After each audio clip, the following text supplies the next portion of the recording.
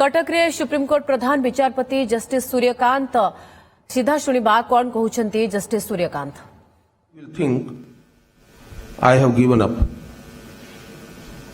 And that is what is a question must introspect each one of us. That moment has stayed with me for all these decades. For him, delay was not a docket statistic. It was a quiet erosion of dignity. And cost was not a legal expenditure. It was a financial winter he had to endure. Near Puri, there is a famous proverb, because we all and each one of you, as I could see when you were felicitating me, each one of you were remembering Lord Jagannath. So therefore, please remember, near Puri, there is a very famous proverb, and the local audience, they are very familiar with, and I'm quite sure that each one of you will be very familiar, but I may not speak the local dialect correctly, but if I remember correctly, they would say, जेते बेले गोटे छोटा दारी फाटे बड़ा कपड़ा मध्य खाई दिए.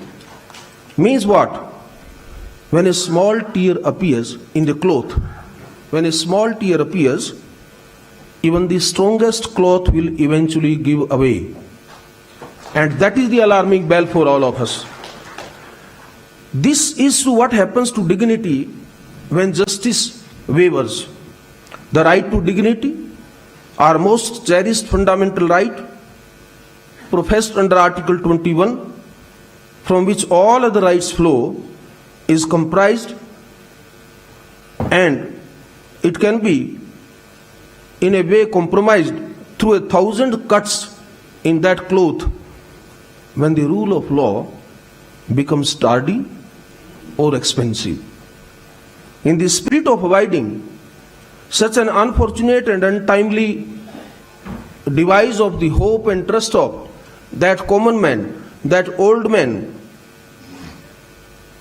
I want to share some of my own nuanced ideas on how to tackle the two-headed beast that we are faced with, reducing both delay and cost for the common man in his quest for dignity.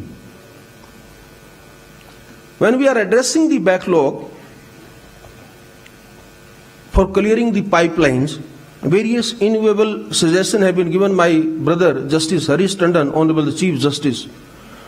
Very eloquently he has analyzed some of the reasons that are factoring from High Court to High Court and from institution to institution, whether it's the district court or the constitutional courts.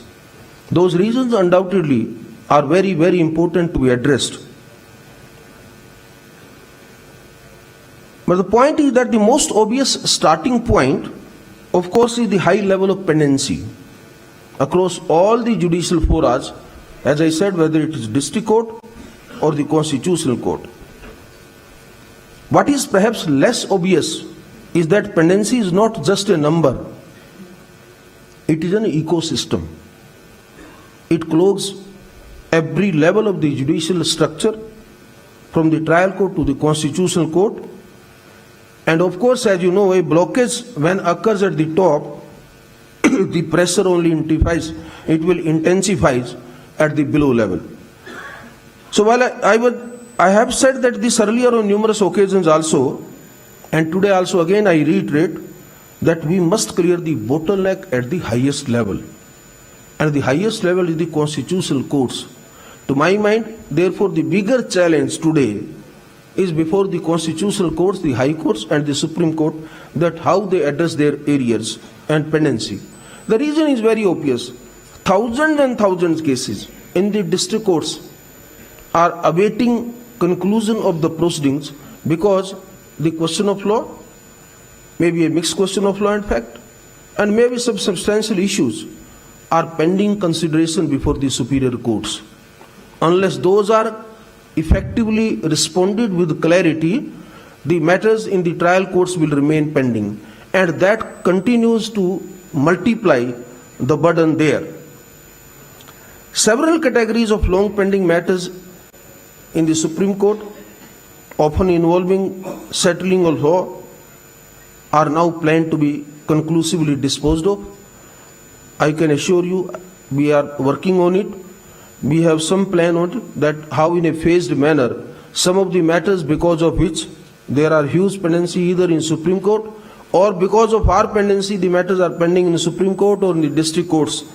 We are trying to prioritize those cases, and I am quite sure that with the commitment and dedication which my sister and brother judges in Supreme Court have shown time and again, and the kind of support they have extended, I am quite sure that we will be able to address this issue, if not completely, to a large extent. And that will, to my mind, will help the high courts also to expedite the issues pending before them, and with a result and consequential benefit percolating to the district judiciary. But this entire issue that has been talked as a docket management in the past, now I have started saying it instead of docket management. Allow me to use a term, I am saying it system stabilization. Because high court bar association आलोचना चक्र रे भाग नहीं संबोधित करुछंती सुप्रीमकोर्ट प्रधान विचारपति जस्टिस सूर्यकांत जार सीधा अभिभाषण आपण शुणुथिले।